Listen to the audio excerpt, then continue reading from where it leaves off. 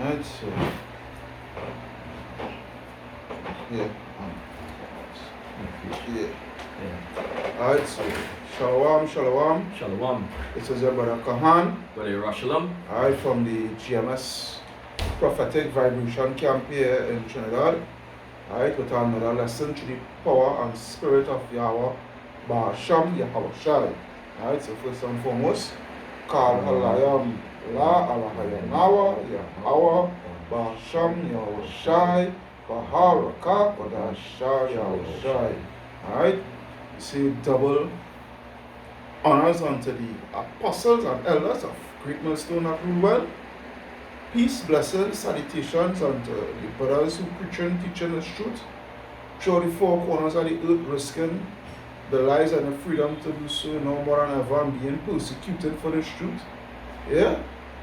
Shalom unto the speckled Israelites, who looks like the other nations, but the Israelites should have family lineage. And shalom unto the very few but faithful Akawats, which is the sisters.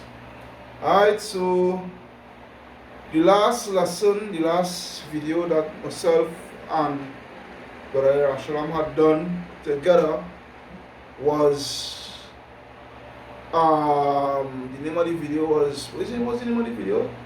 The last one we did one on the Moors. On the Moors, you know. Right, proving that the Moors are actually Israelites. And yeah, the one was with Muhammad Bello with against Vocab Malone. Yeah, against Vocab Malone, right? You wanted to see Vocab Malone, to see Vocab Malone could, if ever when he lay eyes on that video, you would like for him to gainsay undeniable truth or proof. Alright? But with that video concerned with Muhammad Bello, I had said something at the end of the video concerning this video that we're doing here now, where I will be going into this time. I will be going into the Biafran war. Alright? And this video it linking all the way back again straight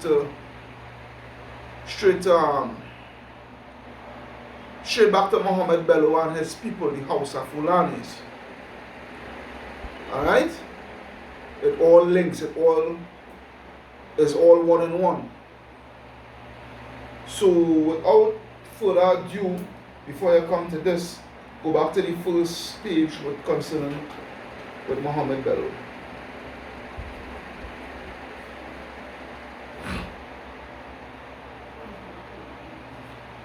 So we're just gonna do a little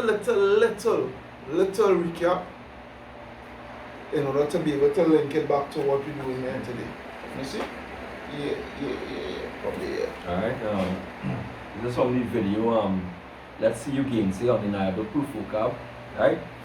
I'm gonna start off here. The Islamic African monarch, one of the emperors of the Sokoto Empire. Right, the Islamic African monarch, right? One of the emperors of the Sokoto Empire, because you could go into secular history and get information concerning the Sokoto Empire, and also you could get information concerning Muhammad Bello, because I googled him actually, and a whole slew of Muhammad Bellos pop up, including him. Right? So he was an actual person. Right? So go ahead. Alright. Muhammad Bello, the second sultan, made the same claim 300 years later. 200 years later. Yeah, 200 years later. Just as the Hutus of Rwanda claimed that the Tutsis are not their kinsmen. Right, so you all will see the reason why I went back to this here in a moment. So the same claim that the Hutus was making back in the 1990s, I can't remember the exact year, of the Rwandan genocide, the same claim that they were making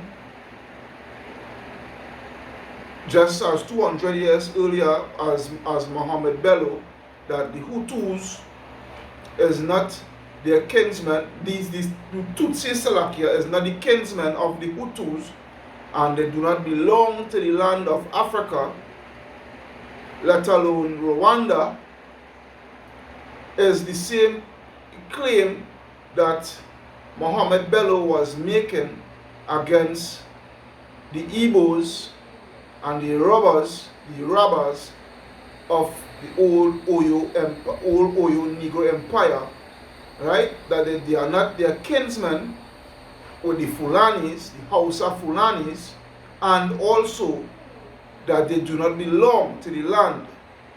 And by them making that claim, it was reasonable. It was reasons for them to wage war respectively against the Tutsis in the 1990s and the old Oyo Negro Empire 200 years back. Alright? Go ahead. Alright, so the Tutsis are not their kinsmen, nor indigenous to the land. They was not indigenous to the land. The same Tutsis, likewise, previously, the old Oyo Empire, the old Oyo Negro Empire. Go ahead.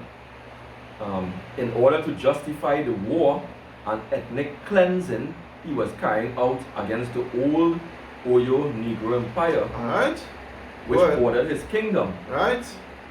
Alright, go ahead. In which some Europeans were desperate to find the source of so many slaves coming to the Western world. Alright.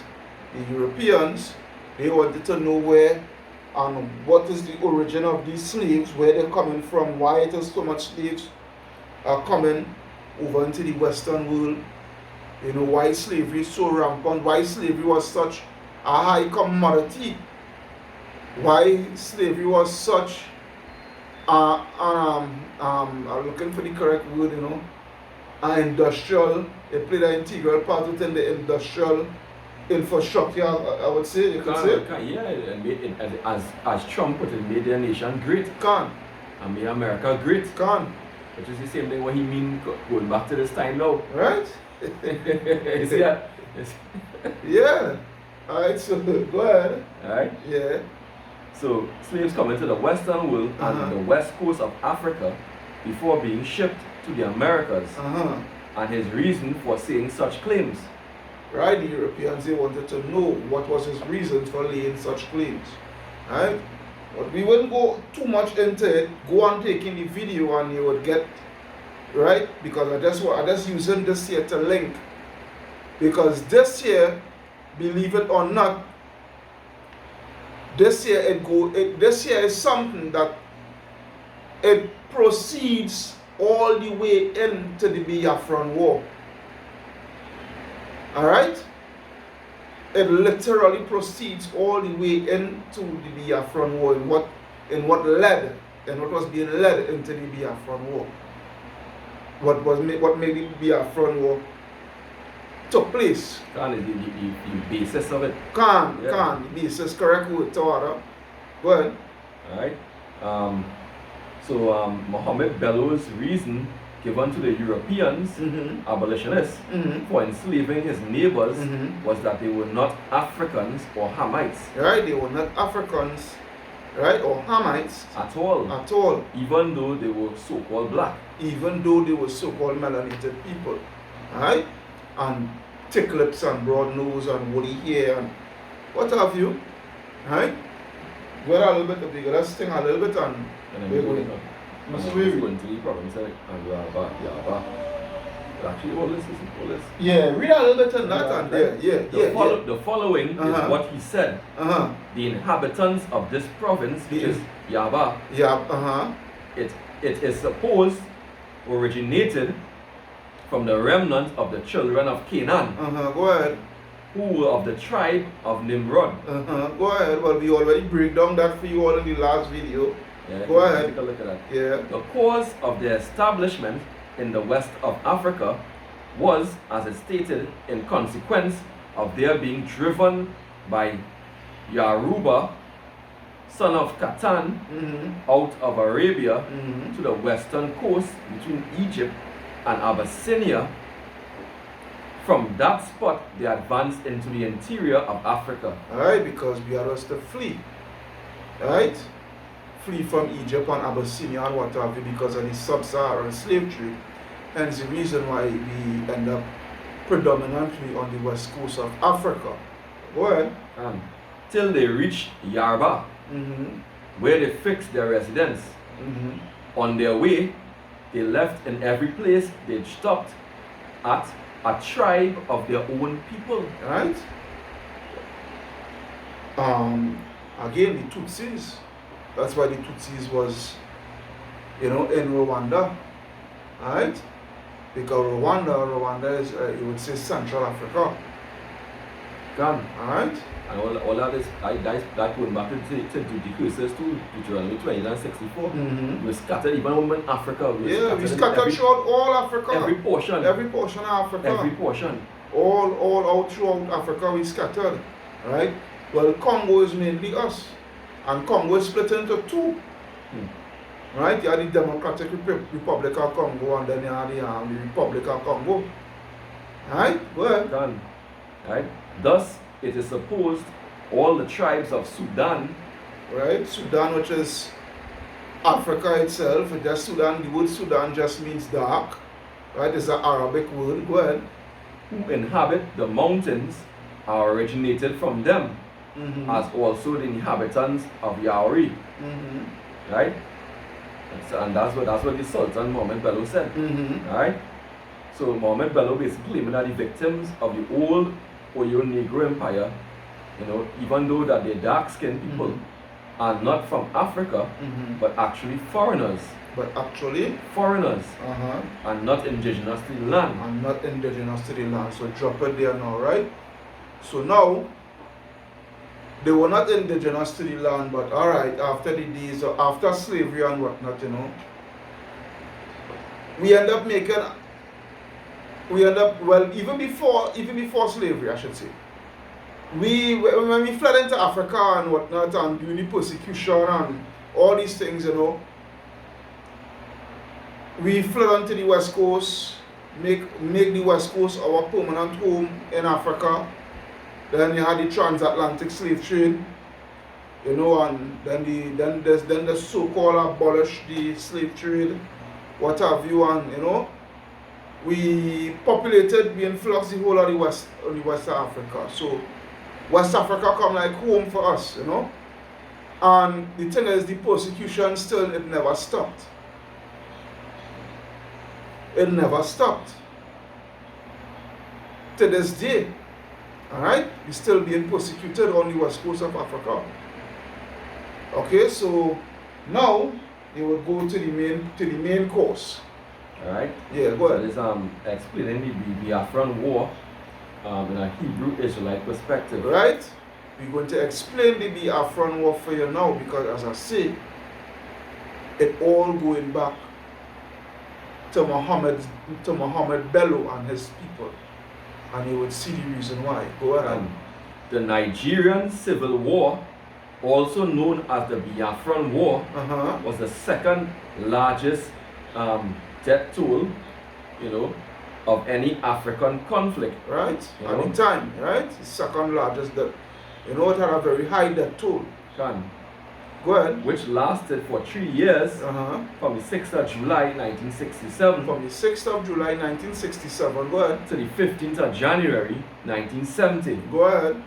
Which claimed the lives of over 100,000 soldiers and over 2 million civilians. Right? Go ahead. In which the elected government of Yakubu Gowon, who is Fulani, right, Yakubu Gowon, he was president. Before, I wouldn't say he was president. If he wasn't president, he was a general, but he was Fulani. He was Fulani. He was a general in the army at the time. Alright, go ahead. So let me see if I can understand this one. Let me see what happened to the army. The approval of one of the Fulani force, right? To stop the cessation of That's not. That's not.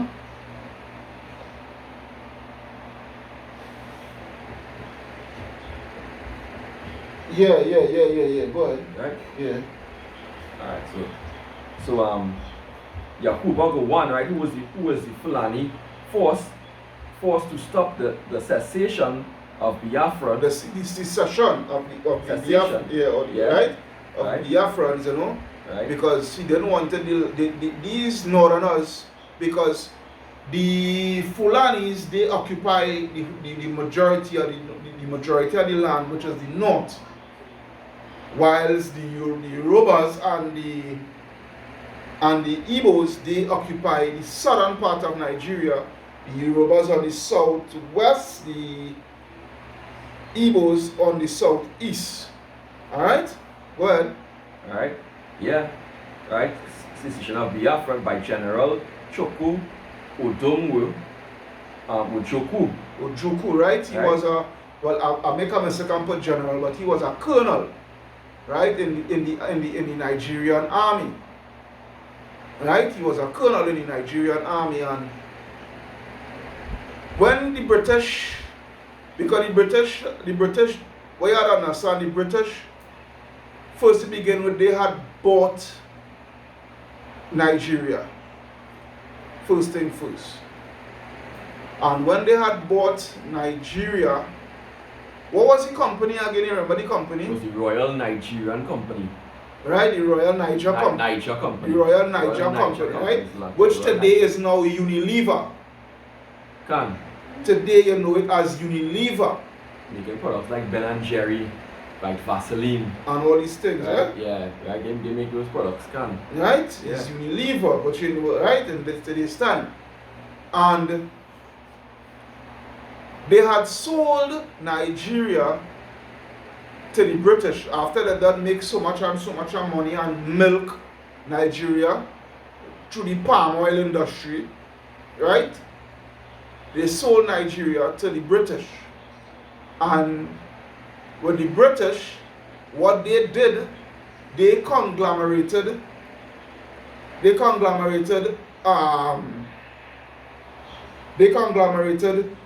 whole of Nigeria, and he said, and make it into one nation with three different, knowing well these three different faction of people do not agree, which is the Hausas, the Hausa Fulani, who are Hamites, the lineage of Ham, and the Igbos and the Yorubas, who are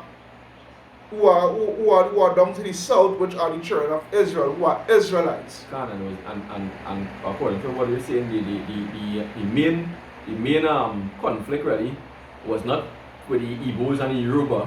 And it was, despite whatever small differences, they were very similar in the perspective, the understanding, the traditions. Right? But the main conflict was with the northern section, which is the Hausa Fulanis, who is not our people. Alright, go ahead. Right? Just now, so with that now, when they bring the two of them, when they bring the three of them together, right? And then let me see if I can find out this person's name. Let me see if I can find his name. The British High Commissioner at the time.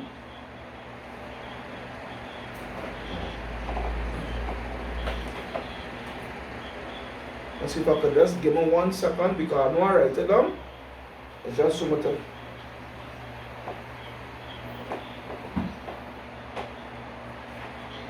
It's just so much to find his name.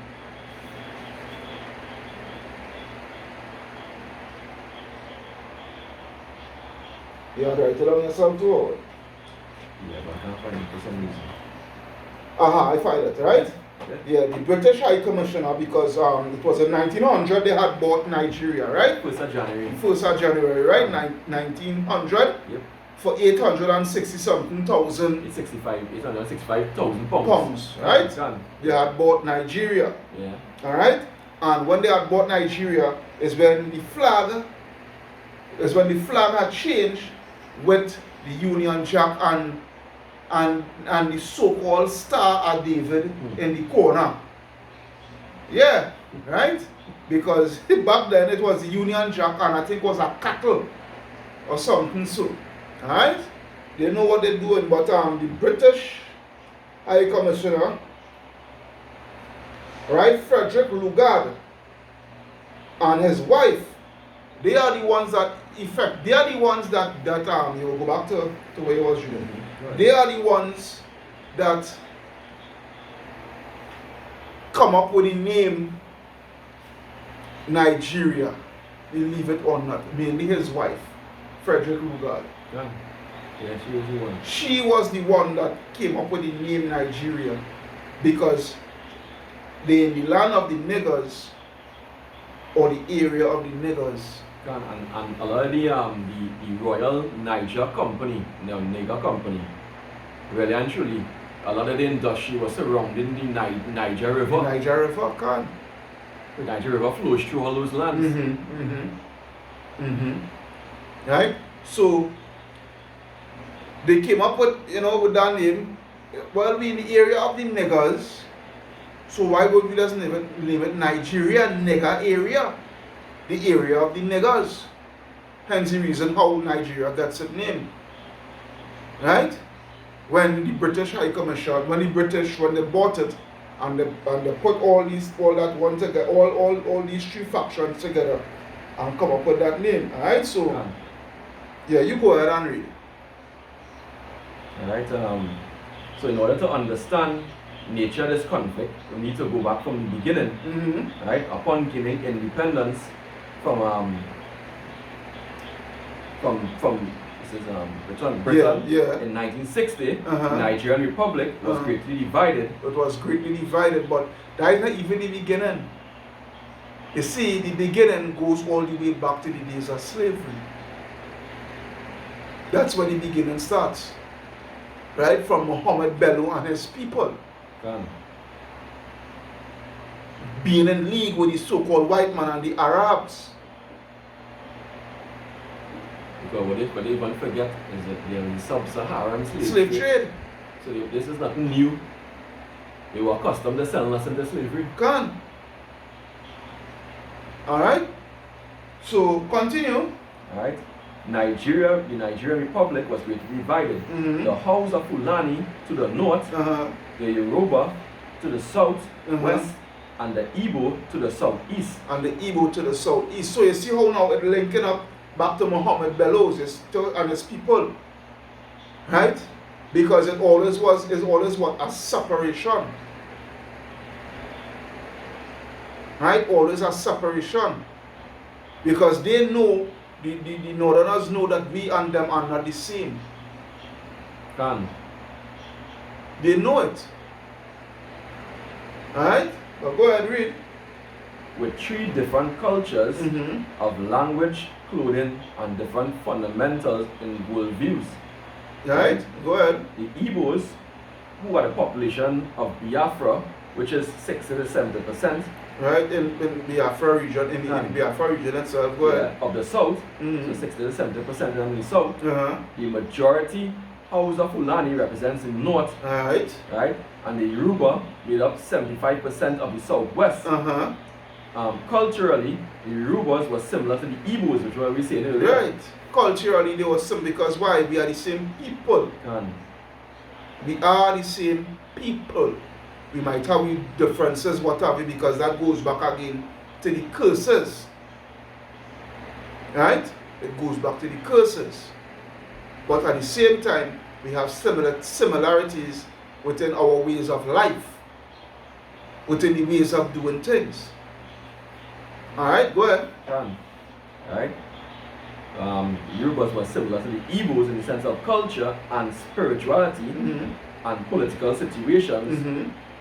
Over the centuries, the old Oyo Empire suffered many attacks by the Fulani Sokoto Empire, led by the Sultans. Right. And I have the names here, the same Muhammad Bello. Same Muhammad Bello, who is one, right? From since back then.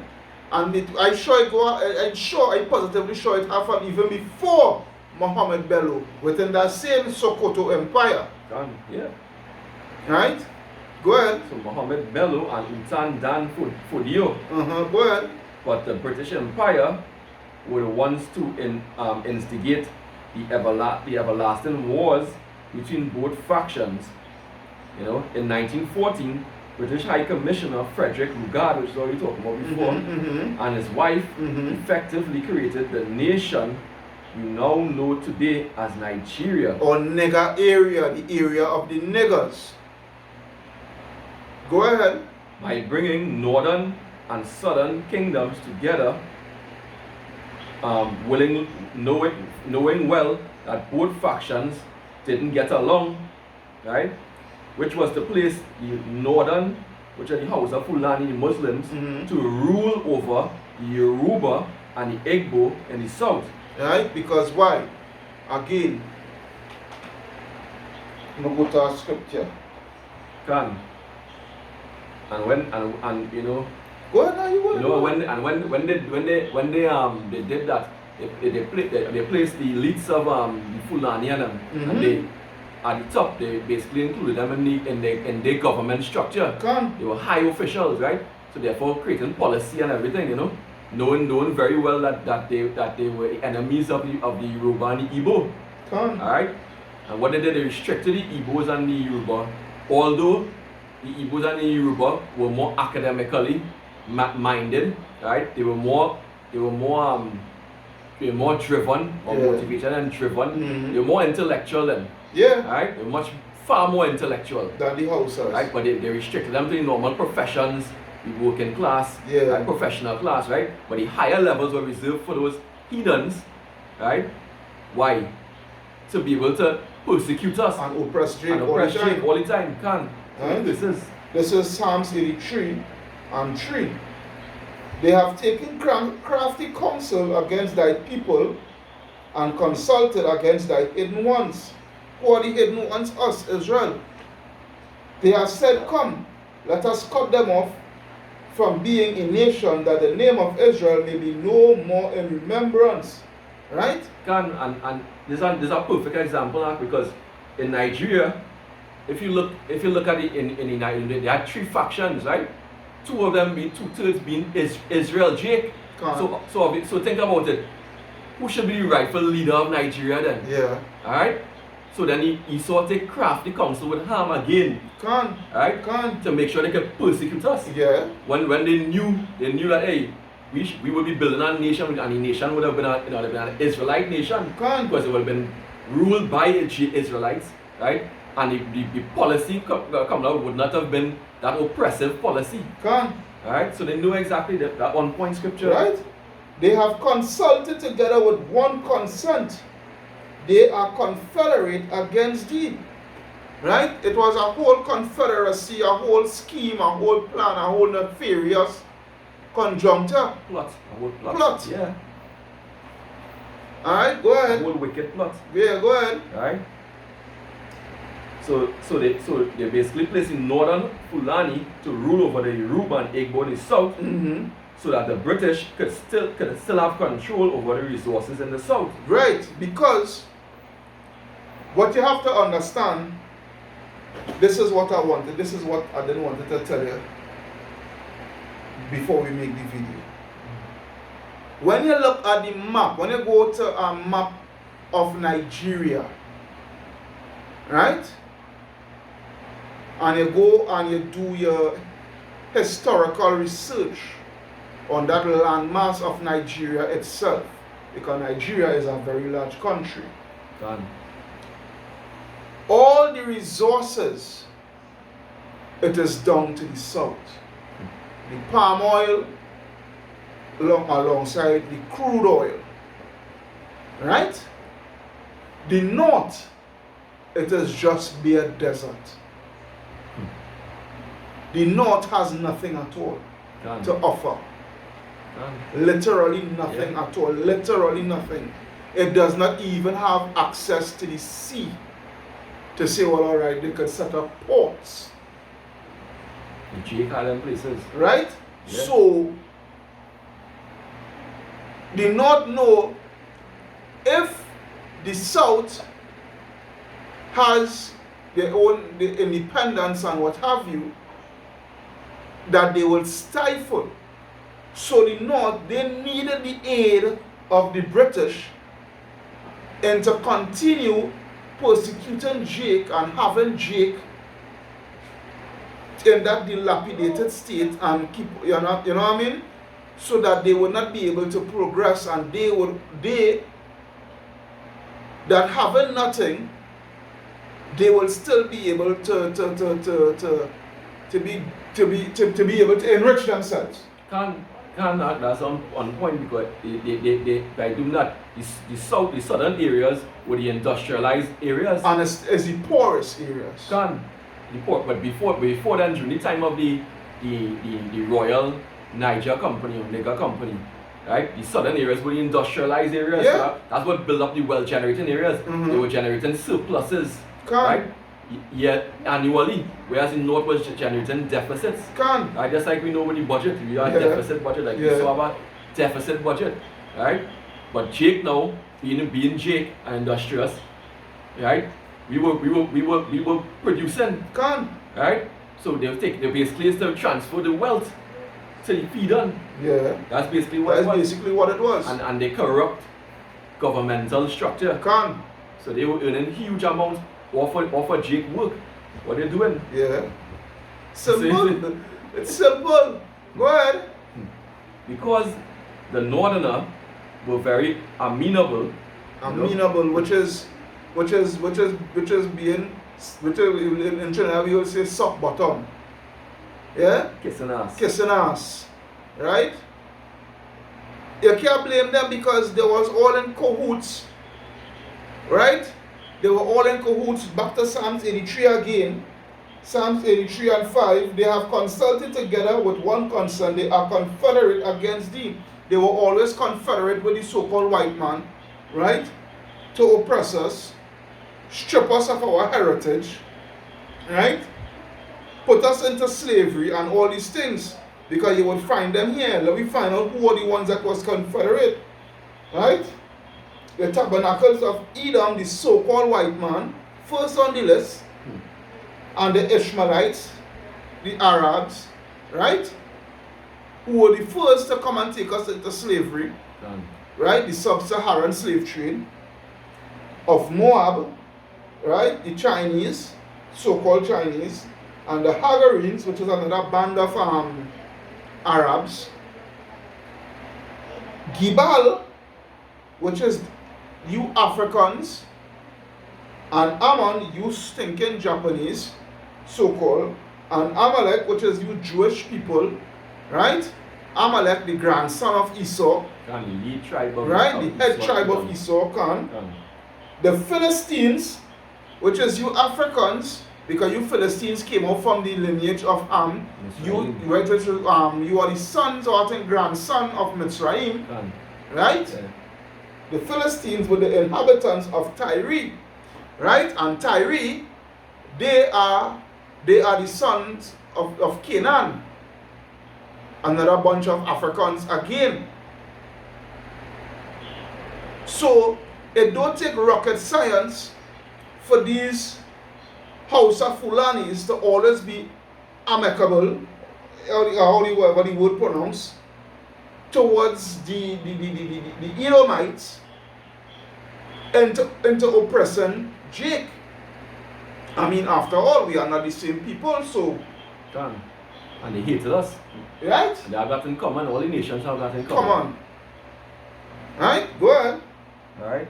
So they were amenable to the British and other outsiders. And other outsiders, other outside nations who come in to reap the resources of the South. Go ahead.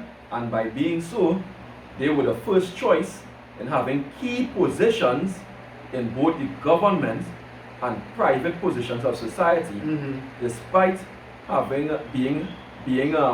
having the highly educated Southerners, which is what we were talking about, right? Which were relegated to the lower positions in society. Right? These dons here, as you would call them, they're having all the high positions in the government structure and private sector and all these things, right? whilst us, the Jakes, who are more highly educated than them, we are subjected to low-class positions. Can we see it in Trinidad here? Yeah. Most of the African, so-called African doctors who come across here, they're either Igbo or Yoruba. Yeah. Right? Yeah. And I tell you, I work in the medical industry too. Right? So that just proves it right there too. Yeah. Right? They don't have no big high position. They ain't getting that big high position. No. But the Elamites and them, the East Indians and them, they get in those big high positions, right? In the medical fraternity, right? Can. Go ahead. And I can tell you that too, they were being victimized too. Yeah. Right? They were being victimized too. Yeah. Right? Go ahead. When the struggle for Nigerian independence started to take place, it was mainly Igbo and Yoruba intellectuals, Yeah. right, who are the forefront on the push for independence, such as Funmi Renaissance Kuti. Who was, I think he was Yoruba. Can. He was Yoruba. I think one he was Yoruba and the other one was an Igbo. Yeah. Right? And Jaja Wakuku. Yeah, Jaja was the Igbo. Go ahead. But many of the northern elites rejected this because it would mean that they would lose the privilege and the riches, of course, that they enjoyed under the British, right? But the Fulani, under the British. Right, because again, the North, it has nothing to offer.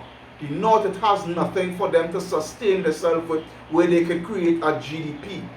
Where the GDP will be what, cattle? Herding cattle, because that's what the Israeli cattle herders. From since they still keep that way about themselves from since back then.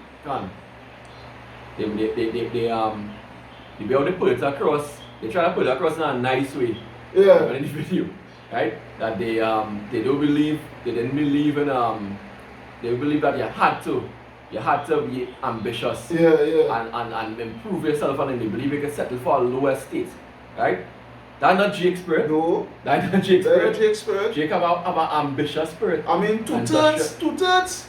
Because how they been indoctrinated, you know what I mean? They don't have a rulership mentality. No, but the Igbos to this day they still maintain that, you know, because what did they say when the bombs when a Igbo, you know, the beer monk, because this year is an Igbo self that helped me out with getting to understand this, and he would always tell me, you know, us Igbos, you know, you so-called you Trinidadians, you all have been westernized too much. You know? You all have been west, because when you really check it out, look at this. How many inventors you in this modern age now you would see that come out from a so-called Negro on the Western Hemisphere?